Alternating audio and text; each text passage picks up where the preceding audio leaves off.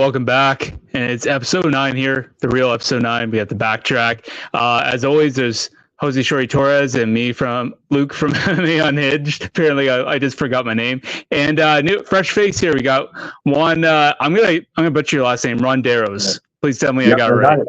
You got it. Oh my God, I got it right for once. Juan, thanks for taking the time, man.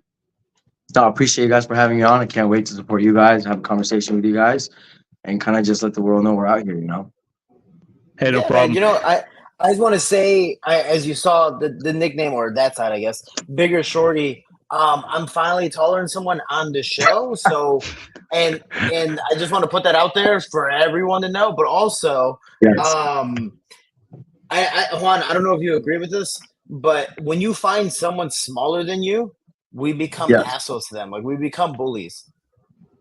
Sure. The rare opportunities that I met an adult shorter than me, for sure. But most of the time, I still handle the big boys.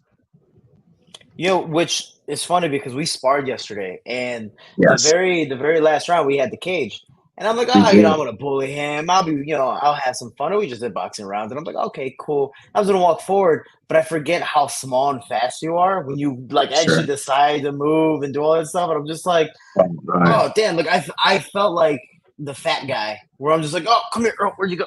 Word. Dude, I was a fat guy. I definitely was a fat guy. It was. I tried. Yeah, he's just like, oh, what are you doing over there? So it was a spectacle. I was like, God damn it. So yeah, no, Juan's very, very fast. With a smaller career than most, but this guy, like, at least record wise, but he moves and he's active and he just does so many different things where you're like, how many fights do you have, Juan? I have 9 amateur fights and 6 professional fights. I'm 9-0 as an AMI, 4-2 as a pro. The only 2 losses were in the UFC. And you fought high level guys. I mean, anyone you find in the UFC is gonna be a high level guy. For sure. Also, being able to get to the UFC at such a fast pace, like, that's a freaking honorable thing. For sure. I mean, I wouldn't say fast pace. It just looks like that on my record. But I've been doing that. I got into the UFC after training for almost 12 years. There's some heavyweights that have been training for 3 or 4 years, and then boom, they're in. Just because we have to be more technically sound. A lot of those years were spent 1 COVID, 2 injuries, 3 people ducking me, just a lot of shit like that. I'd say out of my around 15 years of training, 6 have been out, not fighting. Recovering and doing all this stuff. So it feels short because I haven't had too many professional fights, but it hasn't been a short road at all. It's been a long road, and I'm grateful for the process. One big question I want to have for you, because you've only had so many fights. Obviously, when COVID was kind of going around, I think for every fighter, for any athlete, anybody, we didn't really know where combat sports was going to go, or really any sports. Maybe, you maybe had hockey at the time, and different sports could kind of accommodate and make up for it. But with combat sports, besides maybe the UFC, there was a lot of things up in the air. So for a guy like yourself that maybe only had such a small record and maybe didn't have a whole lot of fights and not a whole lot of pull, did you find any obstacles in trying to get fights, or how did you deal with all that? For sure. I mean, it was really difficult, especially during COVID. I mean, even before COVID, I had trouble finding a fight when I was 4-0 to be able to go into the UFC. A lot of people would say no, X, Y, and Z. And then what happened, let me kind of refresh back there. A lot has happened since. So this was like 2001, 19, 2020, 21. At that time, it took me almost 2 years before I actually got called into the UFC. So I fought 2019, went 4-0 in 9 months, and then I couldn't find a fight for a while. I was actually going to fight Ronnie in the Contender Series. So Ronnie's one of our training partners now. He came over to Xtreme. I was supposed to fight him in the Contender Series in September, but the UFC called me in May of 21. So from 2019 to 21, 2 years without a fight, and just until I changed over to a different management company who has a bigger pull with the UFC, and it just turned out to be that I got the opportunity. I actually had the opportunity before that with I was supposed to fight Tyson Nam. I think Eric Snell passed out or something happened like that, where they needed somebody. I was ready. I was willing to do it. They called me. I was leaving work, going to the PI or the Apex, to check the weight, and the commission didn't allow it because Tyson Nam has like 50 fights. and I've only had 4 at the time. So the commission said no to that one, and I had to wait again another couple months until the opportunity where what was his name, Pavel, the one that was fighting Dvorak, couldn't make the weight, passed out, and then here I am ready to go. So it was really hard to deal with all that stuff. It's a lot of different waiting and just training your ass off for 2 years. I train like I'm in fight camp the whole time, kind of like Dan Ige. You just have to stay ready. That's the mentality that we live by. And that's not just him, it's all of us, bro. Like, Shorty Torres, we're down to scrap next weekend if we have to. For me, if the money's right, it's a business too. I can't just fight everybody and everybody, even though my record still that have, a lot of people have padded records. If you look at my record and the people I fought, it's like 72-10. Yeah, no, so. and that's amazing. That's the hardest part about when you're undefeated. It doesn't even matter what your record is, 1-0, 2-0, 3-0, 4-0, but you're undefeated and you're beating good guys, like you said. These guys had 72 fights already and or more, and you're like, dude, these dominating them or whatever the case may be. Even winning by decision, having that 4-0 and undefeated going forward, it's hard. But I think something I did learn from Dan Ige and just at Xtreme in general is something that I faltered with in my UFC careers. I wasn't ready. I got called 9-10 times to go in, and I was like, nah, I can't do it. Weight cut, or I had injuries too, and other people said no. But eventually, when I did say yes, dude, I had to cut 26 pounds. And then after, I was like, oh, cool, I'm going to fight in maybe 6 more months. At least that's what they told me. And then they go, oh, you're fighting Alex Perez in 20 days. And this was a few weeks after. And I was like, oh, and I just wasn't ready when I should have been. Like all the guys at Xtreme, Dan Ige was like, cool, I'm close to weight. I'm 10, 15 pounds over. Worst was the worst 20. And if I got to do what I got to do for, a nice paycheck, or even, again, the Dan Ige, even if you do lose, it's not a lose situation. It's a win-win. You go in there last minute, you look good, you do the UFC a favor, stuff like that. So you did the best route. You stayed close to weight. I mean, even now you're healthy, you're productive, you're pushing forward, you do all these things, you're getting ready. I don't know if you have a fight, but it looks like you're getting ready for a possible fight. And at least as much as you punched me yesterday, I don't know if one of these black eyes are from you or Manel or someone, but somebody someone hit me. But regardless of the fact that I got beat up yesterday, but you stay close to weight, and now you're also teaching at Xtreme, which all these guys are like, dude, I'm being taught by a UFC veteran, and Michael Montgomery, that guy is always like the biggest, like, oh, dude, Juan this, Juan that. Yeah, shout out to Michael. So I know a lot of guys that talk very, very highly of you at Xtreme. My guy, yeah, I mean, it's been a up and down roads. Like before coaching, I was a manager at a dental office for almost 10 years, right? So it was a lot of like 9 to 5 and then go train to 6 to 9 kind of thing. And until I was able to make it to the UFC. And by then, I've had so much experience that I could start coaching a little bit here and there. And I was coaching a couple people kind of to warm myself up until, our coach kind of started traveling everywhere and needed the kickboxing classes covered. And I was available and I started there.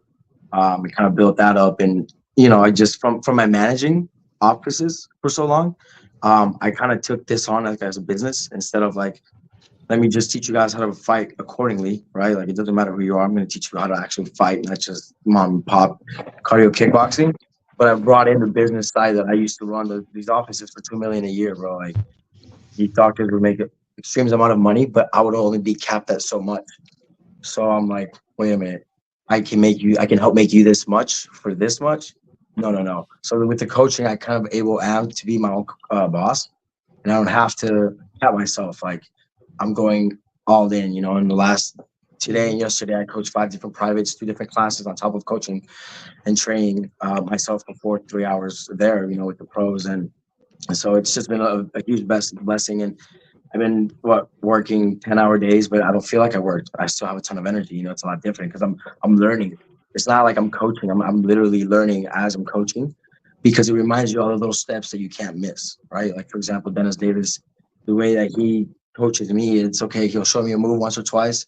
We'll drill it a little bit, and then I have to show him how it's done, right? And so that like just elevated my game so much. My IQ is so superb than where it was before, that I'm just excited to get back in the cage and kind of to get back into fighting before I ramble on, because I tend to do that. I have had 4 different offers, if you will. 2 guys said no, and then the other 2, the commission of Nevada commission didn't allow the fights. So I'm 4-2 as a pro. The other guy was 3-0 in the LFA. They said no to him, and another guy was like 3-2 or 4-2 as well, or 4-1, something like that. And they said no. They want me to fight UFC caliber people who are either going to the UFC or coming out of the UFC, so I can get approved to fight here in Nevada. So I have to go fight somewhere else because no 8-0 is gonna want to fight a 4-0, right? Per se, like they're almost there. Yeah. Or it doesn't make sense for me to. So with Mick didn't let me finish my contract because he said, I want to preserve your record. I can put you in there with a 21-2 Brazilian, an 18-0 Russian, whatever. But I'd rather you step out after all of your injuries, the recoveries, everything you need to get back to normal with. Step out, go get basically your balls back, and then come back and tear through these guys. And so that was kind of admirable of him, you know, to sit down and just not make me get in there, lose, and then see you later, right? He's like, look, I have a plan for you. Let me step out. Let's go work with these people. When you're done, you go 3-0, 3 finishes, whatever, and then come back. And so based on that, I want to try and go 3-0 before 2025 and be able to have my case to be back into the UFC by then. Now, so we're potentially looking at a fight here next month.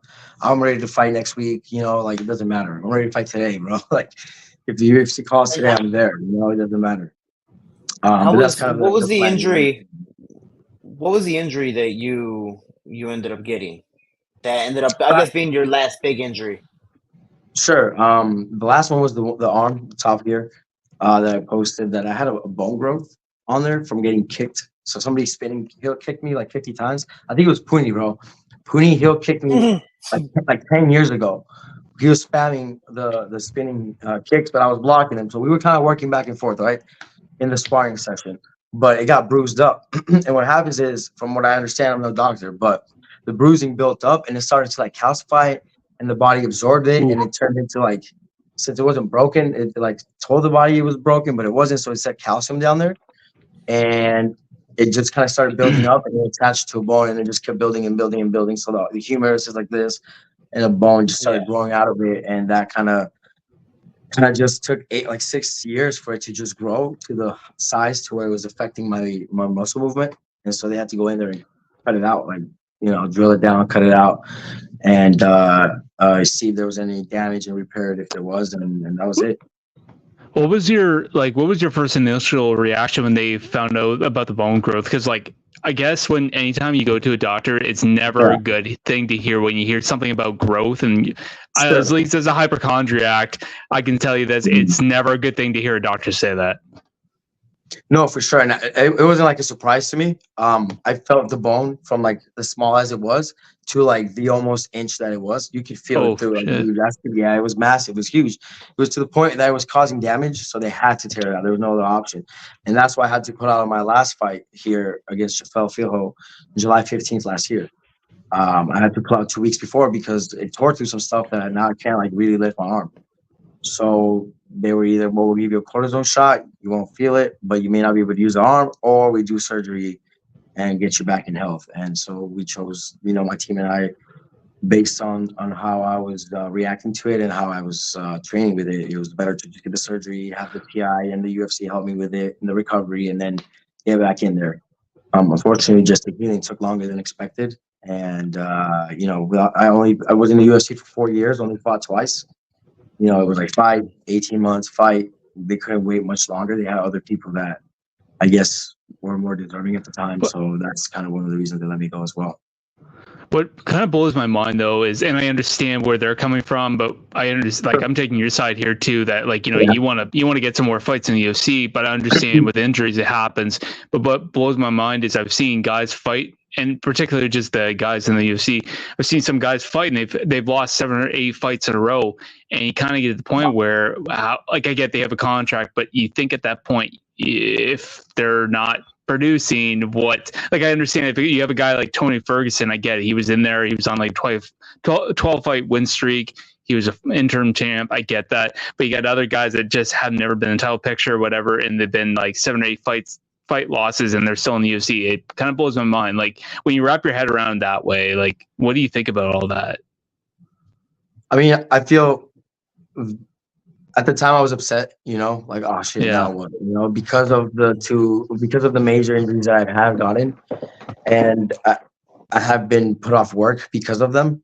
I was quite a bit in the hole, So it's like, damn, okay. So either I quit fighting and go make millions of dollars, which I have the opportunity to because I'm too smart for that, or I continue fighting, keep digging through, the hole that I'm in, but keep investing in myself. So eventually it'll dig out of it. And so I just stuck through it, right? And in the anger, eventually I was able to sit down and understand, like, he's doing it for the better, right? Because a 4-2 is different than a 4-3, right? So 4 wins, 3 losses, 4 wins. So he said it would be a lot easier for a 7-2 or 8-2 guy to come back than 7-3 or 8-3. Does that make sense? So that was one of the reasons. So that's kind of the thing that helped me understand, like, okay, I can take it 2 ways. I can get all pissy, or I can go knock these 3 fights out in 6 months, because I know I can compete. I'm in here 10 hours a day. I coach 6 hours and then train 3 or 4. It just depends. Monday to Friday and then Saturday, 6 hours. And just be happy, bro. Like, it's a lot different now.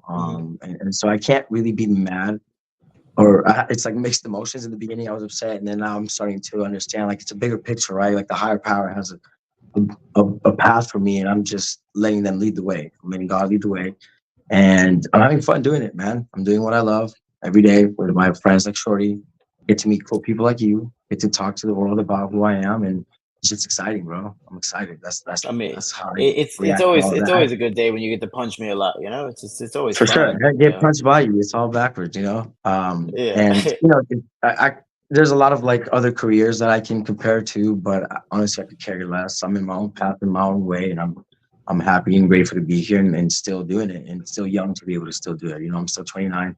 I feel old in the MMA world because I have been there for so long, but I'm still young in it, and I still have a long way to go, and I'm just excited to see where I get and how I get there. And with Shorty's help, a guy like himself, I'm sure we can both elevate each other and get to where we want to get to, and further than that too. The crazy thing is, because I was in UFC as well, but I only had 2 fights, didn't get to finish my contract. I didn't get the same quote unquote admirable response you did.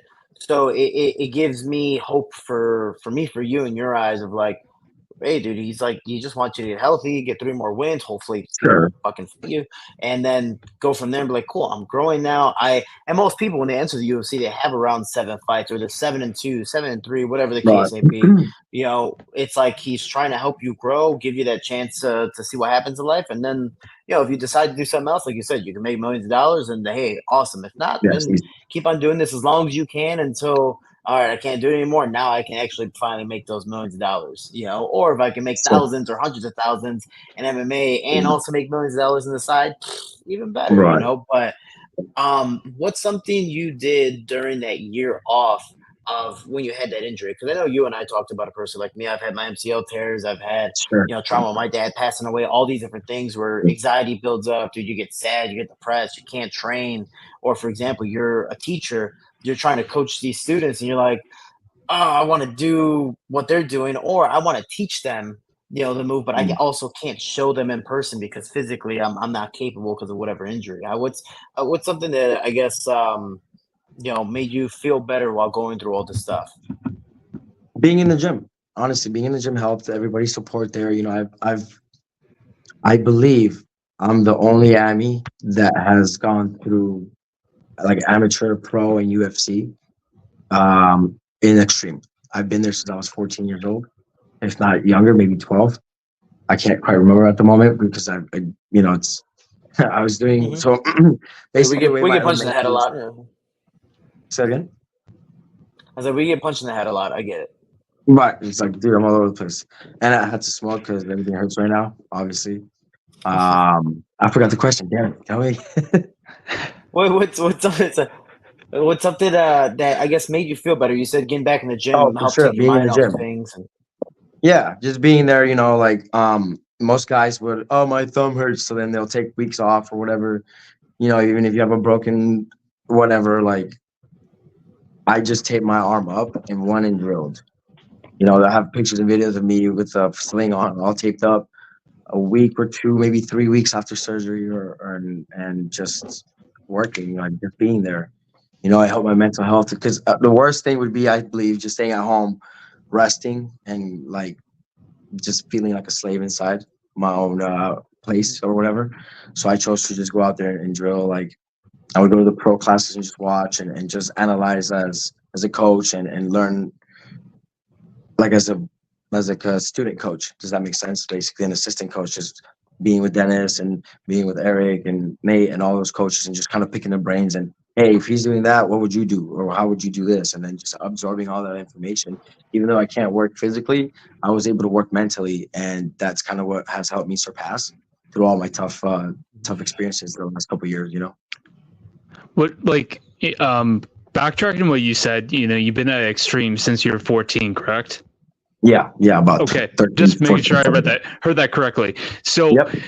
The fact that you've been at Xtreme since you're 14 and you've been able to kind of grow up in this gym versus maybe some fighter that might have had a career so far, maybe trained at some gym, it didn't work out for them, and they come to Xtreme Couture and they got to get to know everybody. They got to know how the system works, got to know what the coaches are expecting, how they train, how they coach.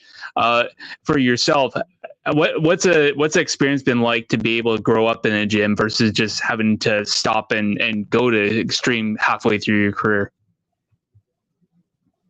Man, well, I can only share my experience. You know, I don't know how I would feel to go somewhere else because I can never imagine that. Right. But I know the love that they have for me, like from day one until now. You know, I know they have my back, and so like they're family. You know, they're my big brothers. They're my MMA father figures. You know, starting from Flawless, and I think that would be the way everybody would like for it to go. You know, I haven't really had any like butting heads where I would leave the gym other than some other drama, but that's other bullshit. That's more my fault. So just having that family, you know, knowing somebody for 15 years when I was 14, it's changes the dynamic completely, you know, and they have my back above and beyond, which is why I'm coaching now a lot more. They kind of helped guide me into, hey, come stay here all day and just become better. You know, just I'm not sure many other people would have that support that they all have for me, like that. You know, even Chris Curtis and Brad helped me take a video with them, holding for them, just so I can be helped by them basically acknowledging that I know my shit, right?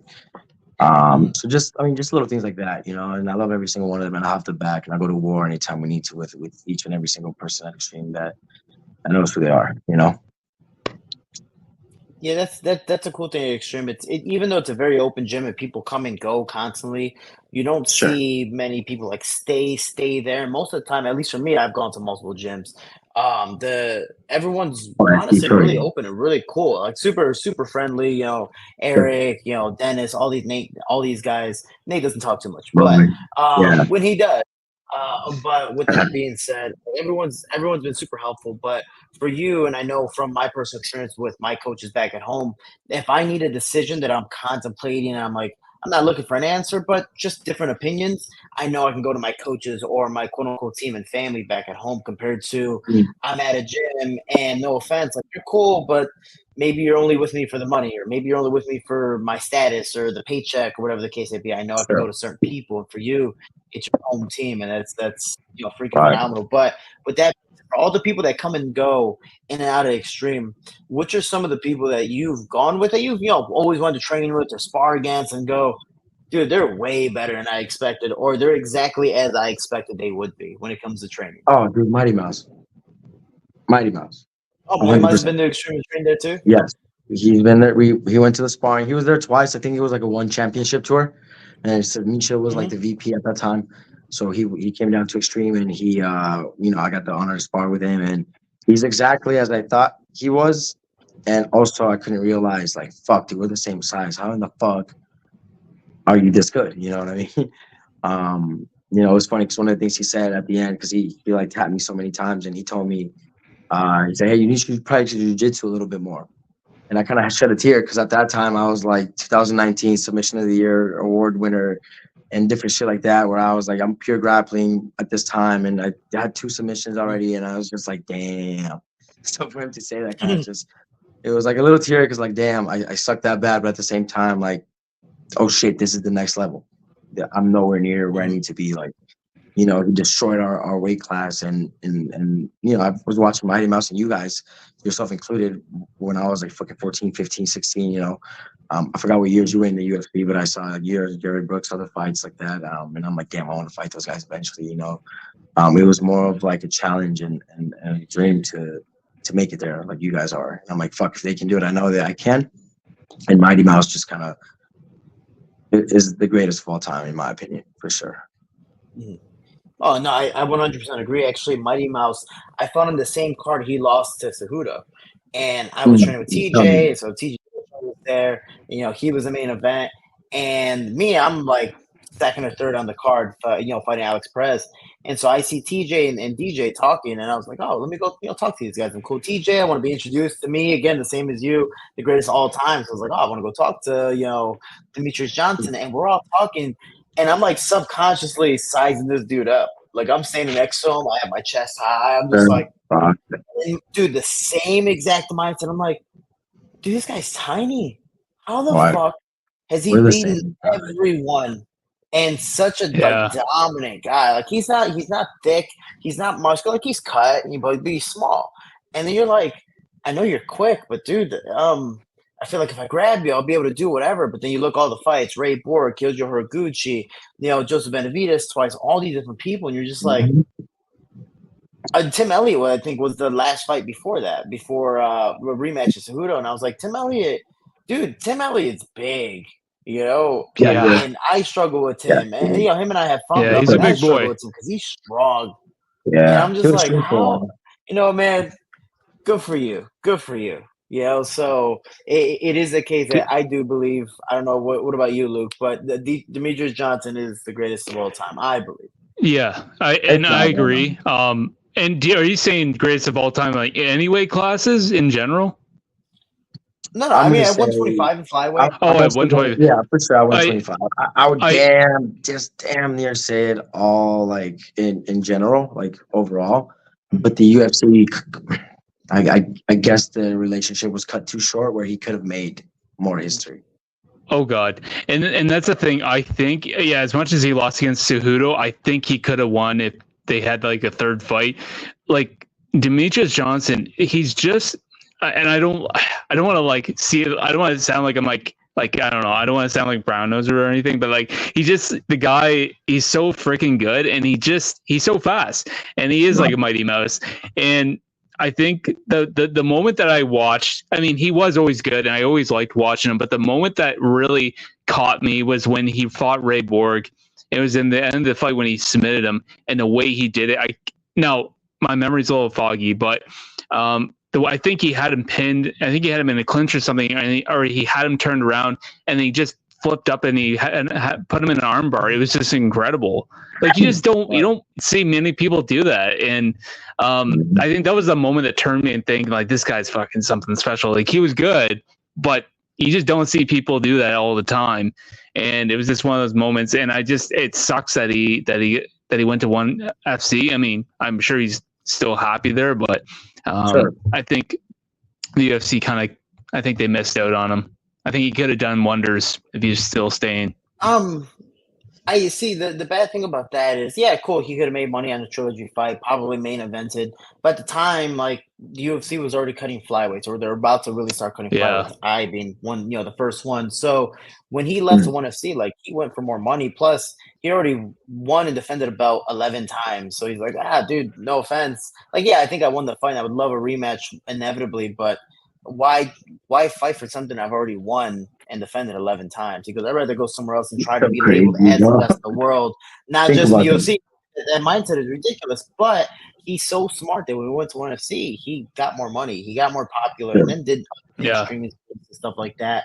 But when it comes to Twitch and gaming, but it's funny. I remember watching that fight with Ray Borg because I trained, with Ray Borg at Jackson Wink, and me and Chip and Mariscal would always do random stuff to each other, and fight and spar, and then for the fun of it, besides throwing each other, we'd practice the suplex to an armbar. Like, and it's one of those moves that you just practice. Like, we just want to do it. Like, we can pick on the white belts, the blue belts, all that stuff. Demetrius Johnson did it to a UFC title contender. That's how good Demetrius Johnson felt during the fight. He goes, Yeah. "Oh, time to finish it," and he did it in the most. It's like a final move in Mortal Kombat, or it's like the Kamehameha. It's like, dude, what? Yeah. Like, he's like, all right, cool, time to finish it, because he's at that point he was already in a sense not. And I'm not trying to put any disrespect to Ray Borg, but like you're toying with a guy where you're like, you know what? Let me try this move. You don't just try that move. Because, dude, it's a title fight. Yeah. Anything can happen. Look at hey, you lose your position. Chris Weidman. Look at Chris Weidman versus Luke Rockhold. Chris Weidman out of nowhere is winning this whole fight. He's like, you know what? Let me throw a spinning back kick. It's like, dude, you're a wrestler and a really high level wrestler. And you've been winning the whole fight wrestling. Let me throw a spinning back kick, a style that you never do. We've never seen in any of your fights. And he missed and got knocked out after that. So it's like you don't do stuff in those title fights. No. And Demetrius Johnson's like, yeah, I'll be fine. Even if I don't get it, I'll be fine. It's like, that's how good not just physically he is, but his mindset is as well. Yeah. Yeah. Like the thing about him too, like just the way he, every time like he does something, it's always something special. I don't know if you saw him I think he went to a grappling tournament, and as much as like I've always been told that sometimes size. What's that? Was it the absolute weight class, or he's like fighting a guy that was 280? Oh yeah, he's fighting. Yeah, he's fighting some freaking monster, and literally the guy was a monster compared to him, and the guy was like 220 or whatever, and he still submitted him. It was insane. I couldn't like the way he did it. Like bow and arrowed him. Well, yeah. Jiu-jitsu. I mean, jiu-jitsu is actually made for that. It's made for the smaller people for self-defense. Luckily, again, it worked out well. The only hard part is when you got two people who know the same style, it becomes difficult, especially when one's massively bigger than you. So again, like you're stating, like that's how good Demetrius Johnson was. Where he's like, you know what? I'll do. Also, with that being said, he did that at the brown belt level. He just got his black belt, dude. He was suplexing the armbar people, finishing Kyoji Horiguchi in the last. He got his brown belt from that. He submitted Kyoji Horiguchi, who was one of the biggest prospects at the time, and I think the last 3 seconds or the last second of a 5-round fight, like all these other different things. It's like that's how good DJ is, but that's also crazy that now he's just receiving this black belt. And this stuff happened years ago, and then the absolute happened, I think, sometime late last year. So it's like, dude, that's good for you. Yep. He's still doing well in ONE FC. Yeah, killing it, and maybe hopefully we'll see a crossover, but I just can't understand the fact or accept the fact that we traded DJ for Ben Askren, who fought 3 times. That's where I'm like, damn, I feel disrespected to me as a fan for that, but that's whatever. I just had to say that. Well, it was great because Masvidal knocked him out with a flying knee, so that was great. True, but for a little bit of a history with that, when DJ got traded and Ben Askren came in, I remember making a video on it. Actually, one of the reasons why I got released from UFC, I was like, dude, why the hell is Ben Askren coming in? Like, he's out of his prime, he's older. Dana was literally talking smack about him, like, yeah, Ben Askren sucks. I don't want this guy. And then they traded DJ over because he's just like, yeah, I'm not going to resign. I might as well make a deal.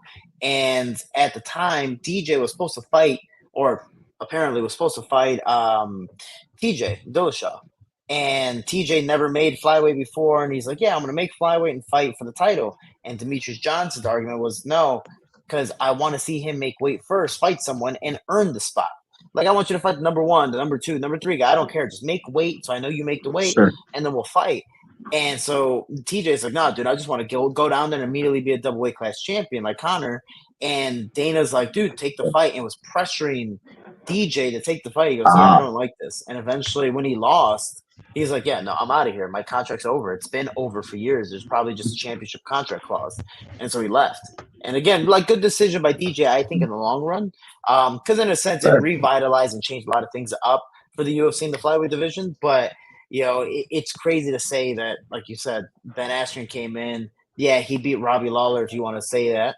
but then after that, it's like, that was and then Ben Askren's career just kind of gone downhill after that with the Jake Paul thing and stuff like that. But it is what it is. Yeah, and speaking about TJ Dillashaw, that's one of the nastiest weight cuts. I mean, I think there's been worse, but that was nasty. The way he looked, I was glad that he never went back. I mean, I'm not sure if that was his last fight. I don't think it was, but it was one of his very few last fights, and I was like, man, I really hope he never goes back down to that weight. He just looked terrible. I don't know. He made it. He made it, but I know he fought Cejudo. I just don't remember if he got caught then with the opioid, or what did he have? I think he did. Steroids? I think he got caught then, and then he came back, and I think he went 5 rounds with Sandhagen.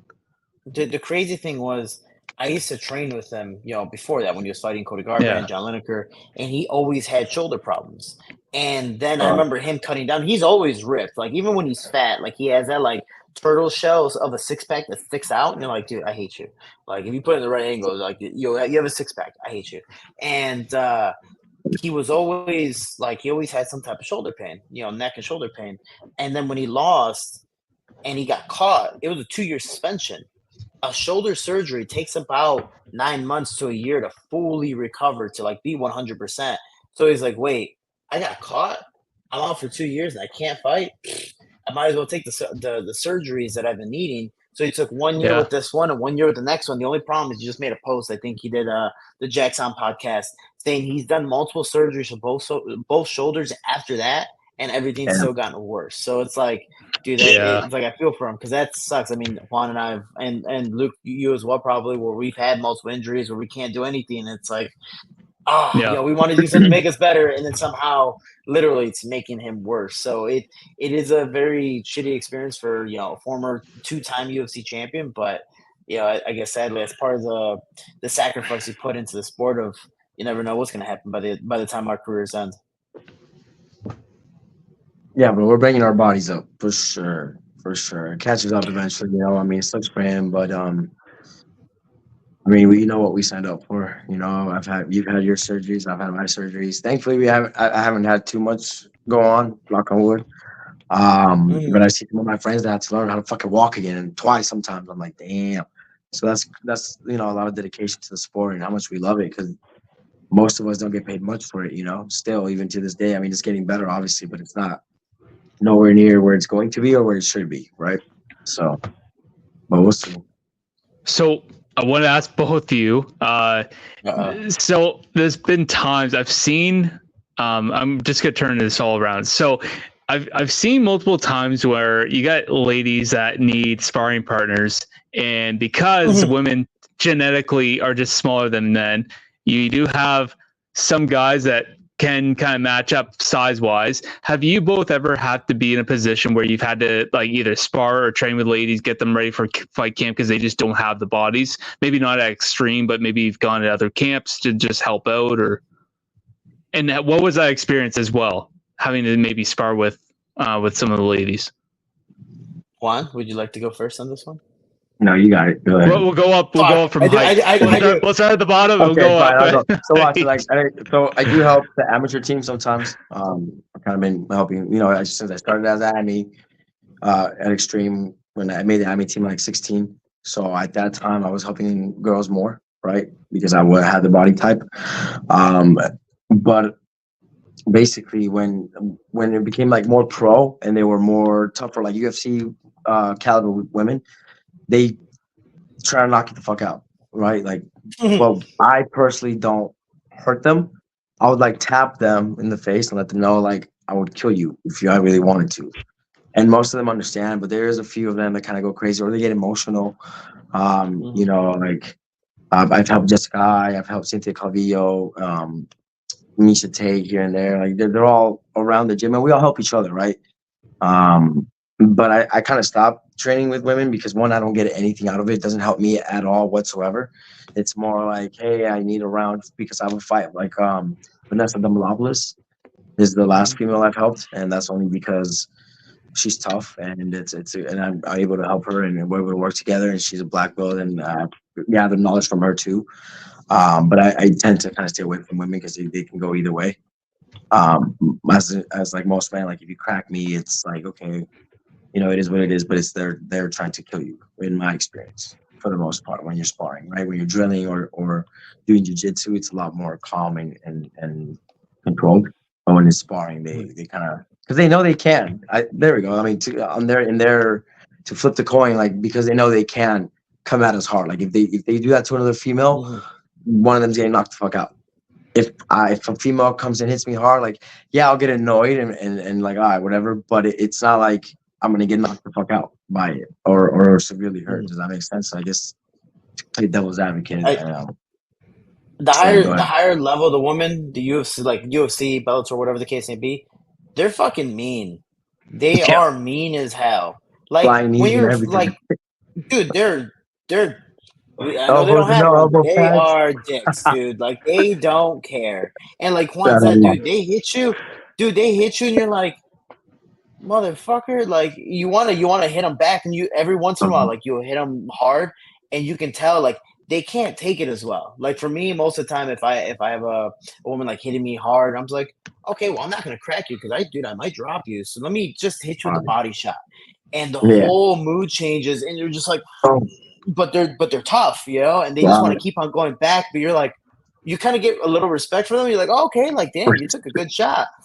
But now I still kind of like, even though you deserved it, I kind of feel like an asshole, And but I can tell you, and I'm not gonna say names, but dude, I remember going to 3 people specifically, all different camps. One of them was getting ready for a high level UFC fight, and I kicked her in the body, but like nice and light. I was like, bloop.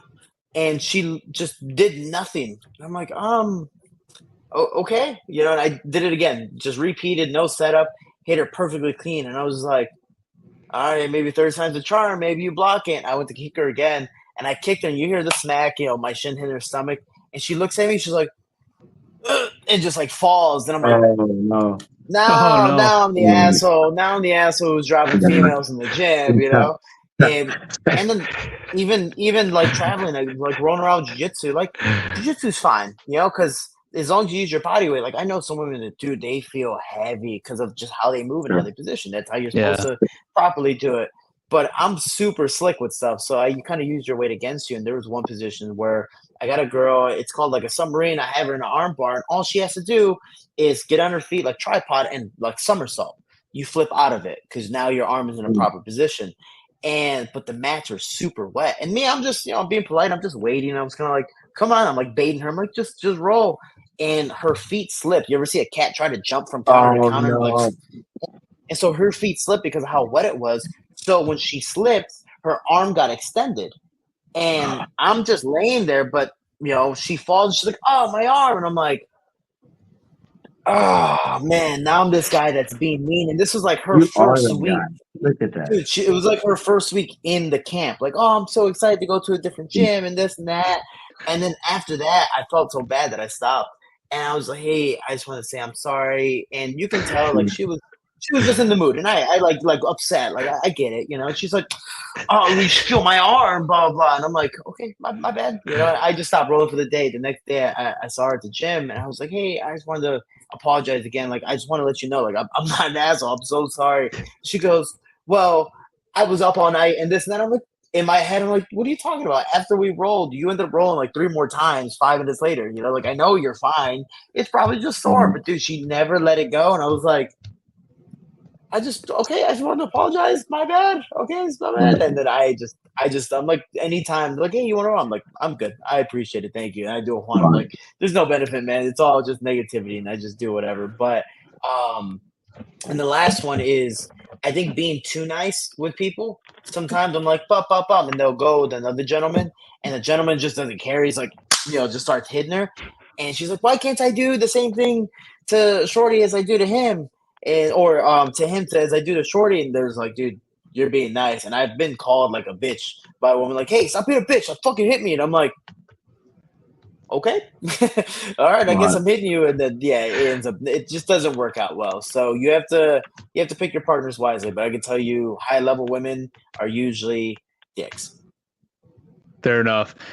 For myself, back when I was training, so the dojo we were using, the guy he had it more as a Aikido dojo, but we went there and we rolled most of the time. We spar a little bit, and so the guy there, his daughter came out one time, and her and I also had the same bodybuilding coach, and she was also really heavy into bodybuilding, but she knew her shit because her dad. And so she's like, "Oh, I'll come out and roll with you guys." I was like, "Okay, I'm more comfortable because the last thing I want to do is like throw something really hard, and the last thing I want to do is like look back at the dojo owner and be like, yeah, I banged up your daughter. Sorry." So I'm gonna roll with her, not, and not the best way to say that, by the way. Hey, I banged. Well, you know what I mean. You know what I mean. And so we're rolling, and the first thing I'm thinking, I'm like, okay, I don't know how heavy she is because she's also lifting weight. Like she's built good, and I'm thinking like I don't know where her level of skill is, and we're doing a couple running through a couple of techniques, and we're like, okay, now you guys go free, just go free for 10-15 minutes, just keep going. And the biggest thing that I learned was her flexibility was insane. Like the way she was lifting her legs up around, I'm like, what the fuck are you doing? Like I just couldn't believe, like half of it wasn't even, it was just her flexibility, and I was blown away. I mean, for me, I just lift a lot of weights and I don't stretch enough, so of course I'm just all everything's tight and whatnot, and I'm just like, Jesus. But yeah, that was probably the biggest thing I realized maybe training with a female. And also because I'm a bit of a shorter guy, I mean, I'm taller than you guys, just letting you know, but but the thing that just a little bit. Yeah, just a little bit. I'm still small. But the thing, and it was good because me and her were on the same height and everything. Meanwhile, I'm training with Vince, who's like 6'1" and like 210. And that being said, that was my experience. And then my dad's experience. So my dad trained Shotokan for a couple years after I did. And I'll never forget the one time I just went. I wasn't trained. I was in college, so I was busy doing shit. And I came out I was like, hey, I'm gonna go watch my dad. And he was grading for his I think it was like his last. It was like a brown with white stash, they call it.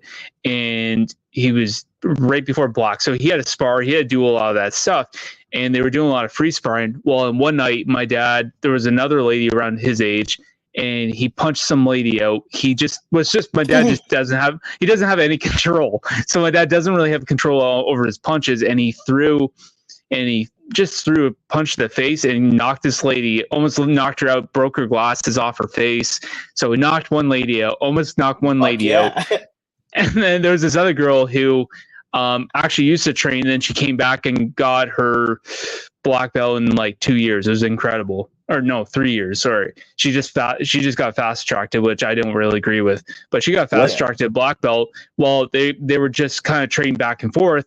And then she thought that she heard something from her sensei, and she dropped her guard. And my dad has no self-control. Well, he had a spinning back kick and wasn't watching where he's kicking, and kicked her right in the head, and knocked her to the ground. And then my dad just had almost like a panic attack because he's like, okay, fuck, I just almost knocked out 2 ladies in one night. Like, I feel bad.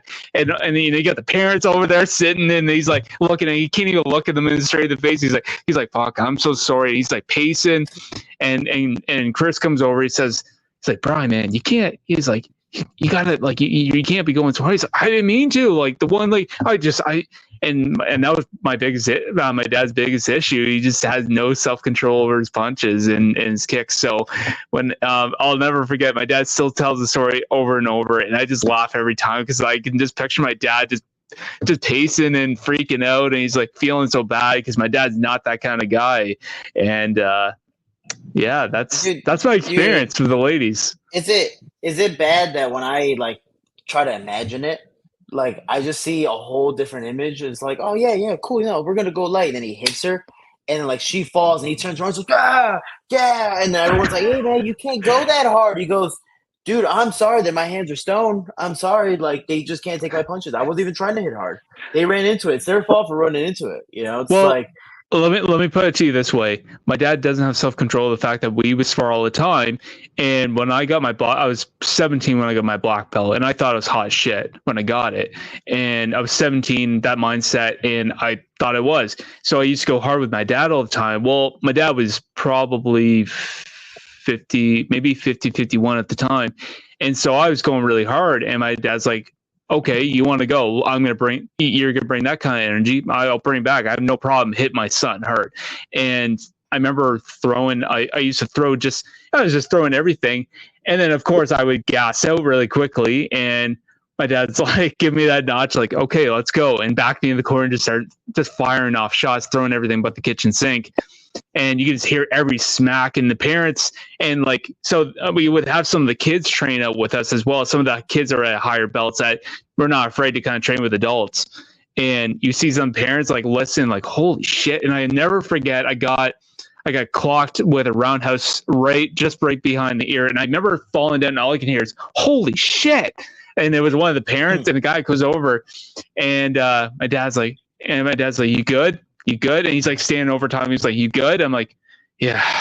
And I'm getting up, and I had to catch my bearings. And one of the parents looks at me, and he's like, fuck, man, are you okay? I'm like, no, it's just my dad. It's no big deal. I'll get him when we get home. He's like, just remember to clean your room, Luke. And then he just walks away. Yes, sir. Yeah, just bow. Real quick. So when I first joined at least Combat Dough, when I started like actually doing MMA, Pro Gonzalez was at our gym, and she was still like that hood girl. Like, I don't care, I'll scrap with any person. And me, I'm just kind of like, all right, like, yeah, I'll spar with Pearl. And I'm just like, I'm super green when it comes to, because I did Shotokan karate, so I was used to point fighting. I wasn't used to like brawling and stuff like that. I'm like, yeah, cool, I'll be nice with her, And out of nowhere, she like fainted me and just did a spinning back fist. And dude, I've never seen a spinning back fist ever in my life. Like, and Shorty Torres came out of our gym. He was Mr. International. He was the one that knocked out Matt Serra with the spinning back fist. So we all kind of got it from him.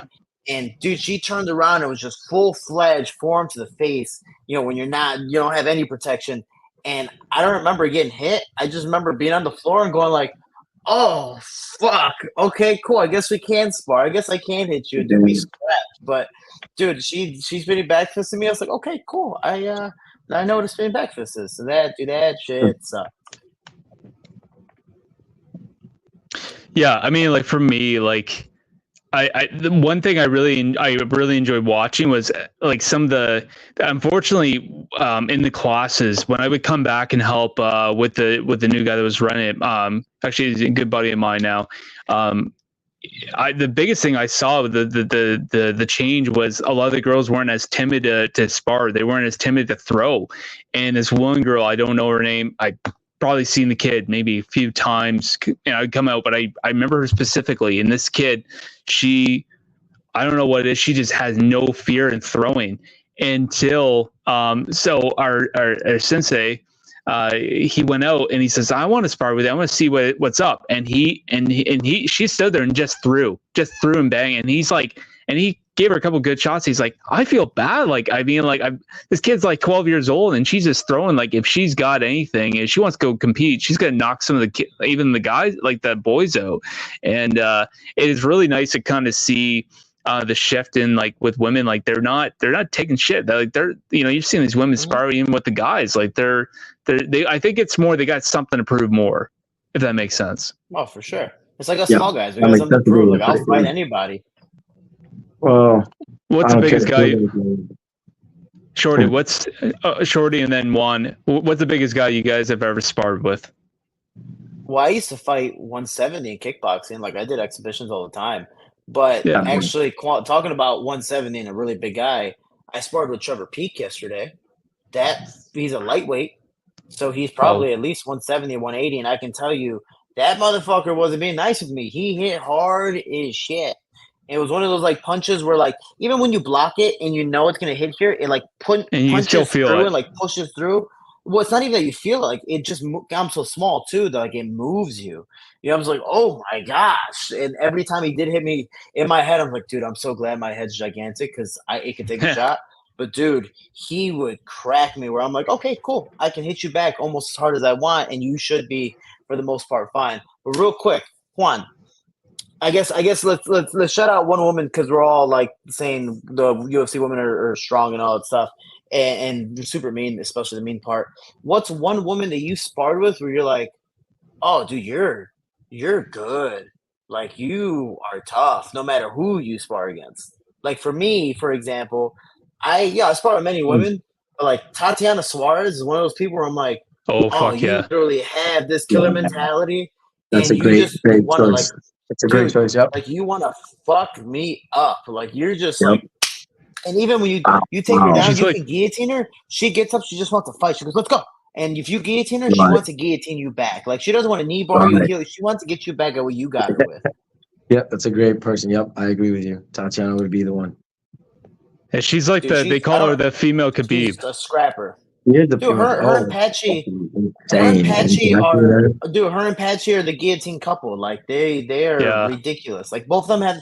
It's literally the same person. It's phenomenal, but it's also scary at the same time. And they're working together, just making each other better, and just fucking this kid's gonna be crazy. They're gonna level up a lot more, and I can't wait for her to finally be healthy to fight and get her her belt. Yeah, and I'm excited. I want to see her fight for that title soon. I mean, she's pretty close, I would imagine. Yeah, I think they'll probably give her one more fight. She destroys the girl, and then maybe the title fight. Why not? No, she's in strawweight, correct? Yes, I think she went down, right? I just get punched in the face by her. She went from 25 to 15, I believe. Yeah.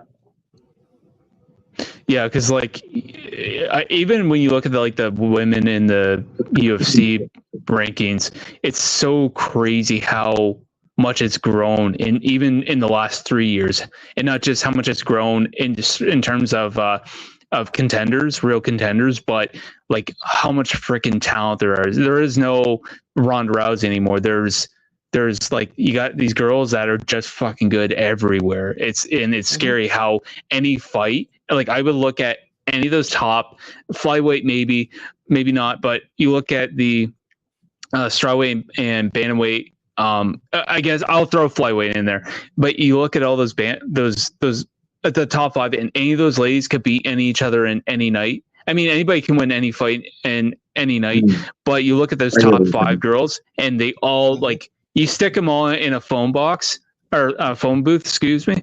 Or someone would lose. Like anybody could win that fight, and it's crazy. Like it's hard to even guess. Like I don't even like betting. Like I hate people that bet, because I think it's the most ridiculous thing. Because unless you have a Amanda Nunes versus a Felicia Spencer kind of matchup, I don't like. It's hard to even guess anymore with the ladies. They're so freaking talented, and they're just so stacked right now. It's insane. Well, the crazy thing is, the women, they started later. As by the time the women came in, the men were already developed. All these guys had, they weren't just wrestlers or jiu-jitsu guys or, boxers. They were, oh, cool. Now we know MMA. Now we're full, well-rounded fighters and MMA fighters, But the women were, okay, it's style, judo for Ronda Rousey, Amanda Nunes, just throwing hands, and then vice versa with so many other people. Now it's slowly coming together. You're like, these women are now fully developed when it comes to MMA, and they're just gonna grow from there. But it's a phenomenal thing with that.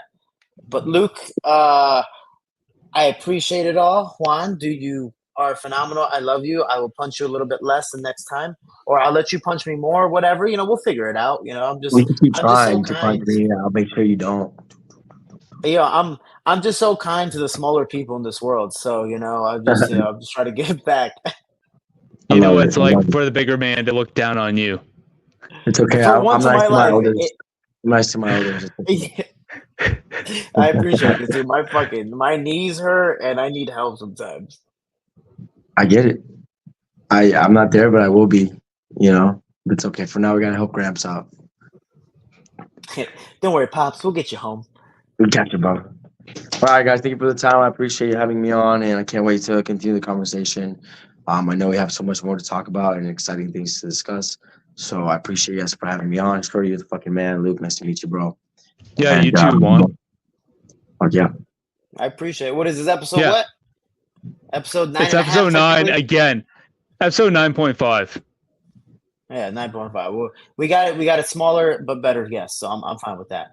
You know, the smaller the better. That's just me, but that's just me. But I appreciate it, guys. Thank you so much, Luke. Thank you so much, Juan. Guys, take care of yourselves.